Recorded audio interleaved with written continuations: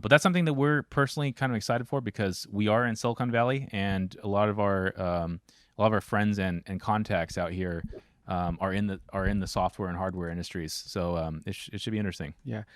Legend, wait for it, Dairy. John, I'm sorry. I know you asked that question before. We're going to answer that right now. So, do you have any info Okay. on the benefits to running a true? So, what he means true rear coilover setup Or versus divorced. divorced Right, on right. the 350Z? Right. Yeah, no, I can definitely speak to that. For those of you that aren't familiar, when we're talking about divorced or true setups, we're usually talking about the rear suspension on a vehicle, and OEMs usually have two strategies. They'll have a strut combo where you have a spring and a shock mounted onto the vehicle, kind of out by the hub. So all of that is in one piece, and you've got all the loads in one axis in one unit, and then that attaches to the control arm below. And then you have a divorce setup where you'll have usually the shock is outboard, out by the wheel, and then at the center, closer towards the center of the car, there'll be a spring. There'll be a spring there, and I think typically this is done for packaging reasons.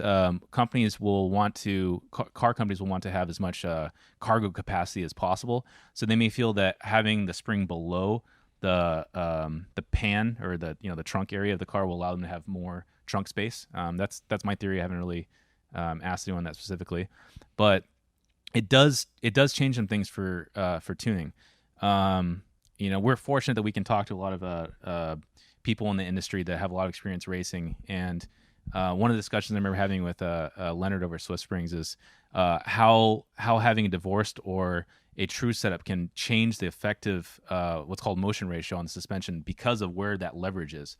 And just in a nutshell, if you have suspension with bushings, those bushings flex, right?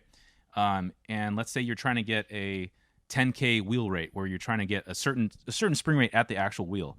If you're doing that by having a spring in the center of the lower control arm in a divorce setup, that means because you've got this leverage on this arm, you have to have a really, really stiff spring to get that wheel rate out at the wheel. And if you start having a modified car with really high spring rates in that divorce setup, you put a lot of load on that bushing. And if you can imagine, you're flexing the crap out of that bushing on the inside because you've got sometimes like a 20K or 25K spring when you're racing with that setup, and that can actually change the motion ratio by having that bushing flex there.